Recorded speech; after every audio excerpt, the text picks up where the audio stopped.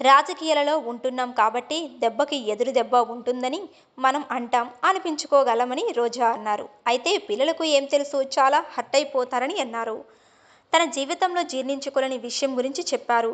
రోజా మాటల్లోనే, నా బర్త్డే రోజు మా రెండో అన్నయ్య రామ్ ప్రసాద్ రెడ్డి నన్ను చిన్నప్పటి నుంచి ఎత్తుకుని స్కూల్కి కాలేజీకి తీసుకుని వెళ్ళాడు. నేను హీరోయిన్ అయ్యాక నాతోనే లైఫ్ అంతా కూడా షూటింగ్స్కి వచ్చాడాయన. ఆయన ముద్దు పెడితే దాన్ని ఎంత వల్గర్గా ట్రోల్ చేశారంటే అసలు ఏడుపొచ్చేసింది.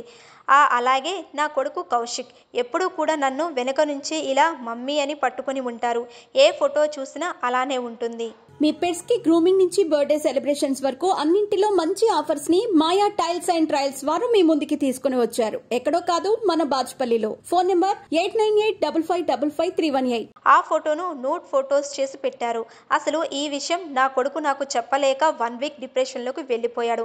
నాకు తెలియదు ఇవన్నీ. ఎందుకు ఇలా సైలెంట్గా ఉన్నావని అడిగితే అసలు విషయం చెప్పాడు అంటూ రోజా కన్నీళ్లు పెట్టుకున్నారు. ఇక సినిమాల్లో రీ ఎంట్రీ గురించి మాట్లాడుతూ తప్పకుండా మళ్ళీ యాక్టింగ్ స్టార్ట్ చేస్తానని చెప్పారు. తాను పొలిటికల్గా ఇంత ఎదిగానంటే అది ఓన్లీ ప్రేక్షకుల అభిమానమేనని అన్నారు. సినిమాలు, జబర్దస్త్, బతుకు జట్కా బండి ఇవన్నింటితో ప్రతి ఇంట్లోకి వెళ్ళిపోయానన్నారు. మళ్ళీ మంచి సినిమాలు చేయాలనుకుంటున్నానని, పవర్ఫుల్ రోల్ ఏదైనా వస్తే చేస్తానని రోజా అన్నారు. రమ్యకృష్ణలాగా, శివగామిలాగా, అత్తారింటికి దారేది మూవీలో నదియా వంటి పాత్రలు చేస్తానని స్పష్టం చేశారు.